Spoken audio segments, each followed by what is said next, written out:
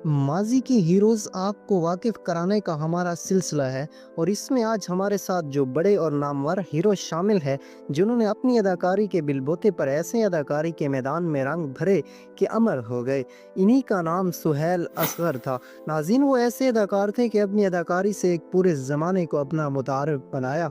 15 जून 1954 को मुल्तान में पैदा होने वाले सुहैल असगर जून 13 नवंबर 2021 को इस दुनिया से रुखसत हुए। इन्हें इस दुनिया से कूच किए हुए 4 साल से ज़ायद का अरसा हो चुका है, मगर वो अपने किरदारों की बदौलत आज भी जिंदा है। इनके बोले हुए डायलॉग आज भी लोगों के जहनों में गूंजते हैं। खसूसन उनका ड्रामा ख्वाहिश का डायलॉग 1 रुपए 1 रुपए लोगों को याद और अजबर है। लेकिन मैं आपको आगाह करूं, 1 रुपए की ओज लोगों को सर्कस दिखाने वाला बासलीयत फनकार अब किसी नए रोल में भले ही नजर ना आएगा, मगर जो काम वो कर गया उसे भुलाना किसी भी तौर पर मुमकिन नहीं। इसकी बचपन से शुरू करते हैं। जब वो छोटा था, तालीम में भी अच्छा था। वालिदैन की ख्वाहिश थी बच्चा हमारा डॉक्टर बनेगा, लेकिन वो फनकार बन गया। मैं अंग्रेजी करना शुरू किया तो इसके 4 पेपर पास हुए, 3 रह गए और इस दौरान भागकर रेडियो पाकिस्तान में बना ली और काम करना शुरू किया। जब थोड़े बहुत पैसे भी मिलना शुरू हुए तो आप इस शोबे में आगे बढ़ते चले गए। वो कहा करते थे, मैंने 1976 में रेडियो पाकिस्तान से आगाज़ किया, साथ ही साथ थिएटर करता था। फिर 79 में मुझे रेडियो पाकिस्तान में मुलाजमत मिली। फिर मैं अपने दोस्तों के साथ बिजनेस की जानिब चला गया। 2-3 बरस इसी में लगे। उसके बाद आखिर में मुकम्मल तौर पर ड्रामों की तरफ आ गया। 1988 तक रेडियो पाकिस्तान और मुल्तान में आप एक शानदार आगाज़ के तौर पर काम करते रहे। लेकिन वालिदैन को जब ये मालूम हुआ तो उनके जज्बात भी बदल गए और पहला प्रोग्राम ऑनर होने के बाद वालिद की आंखों में जब आपने खुशी के आंसू देखे तो आप भी इस काम को करने की जानिब राग़िब हो गए।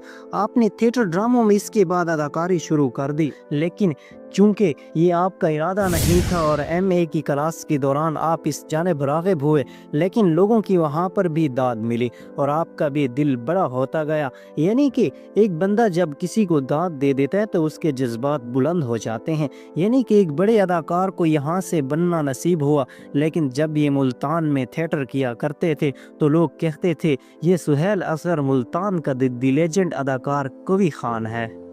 नाज़रीन, आप हमेशा लोगों की दिलों पर छाए रहे। लाहौर मुंतकिल होने के बाद जब आपके पास अदाकारी में काम करने का मौका मिला तो वहाँ पर बड़े बड़े अदाकार काम कर रहे थे। आपने वहाँ पर नुसरत ठाकुर साहब के साथ भी कुछ ड्रामे किए। वहाँ पर टेलीविज़न में जब आपने ऑडिशन दिया तो सीधा ही आपको ड्रामा मिल गया। सुहैल असगर ने टीवी ड्रामों में भी अदाकारी की और नुसरत ठाकुर और यावर हयात को अपना उस्ताद कहते थे। सरकारी टीवी पर वो हर दूसरे ड्रामे में कास्ट होते। मुल्तान छोड़कर लाहौर के रिहायशी जब बने, जब रफ्ता रफ्ता ड्रामा इंडस्ट्री कराची शिफ्ट हो गई तो कराची की रिहायशी बन गए। यहाँ आकर उन्होंने फैमिली को भी बुलाया और ये आप कहा करते थे, फनकार कहीं का भी हो और कहीं भी रहता हो, वो अपने फ़न की बदौलत ही जाना जाता है। आपकी ददाई में सभी ड्रामे अच्छे थे और बहुत ही ख़ास किस्म के ड्रामे थे। अलबत्ता प्यास, ख्वाहिश, चांद गिरन, लाज और मलका आलिया बाकमाल ड्रामे थे। जब प्यास ड्रामा मकबूल हुआ, इन्हें फिल्मों की भी ऑफर्स आना शुरू हो गए। जब आपकी अदाकारी कामयाब सराहितों का मुंह बोलता सबूत थी।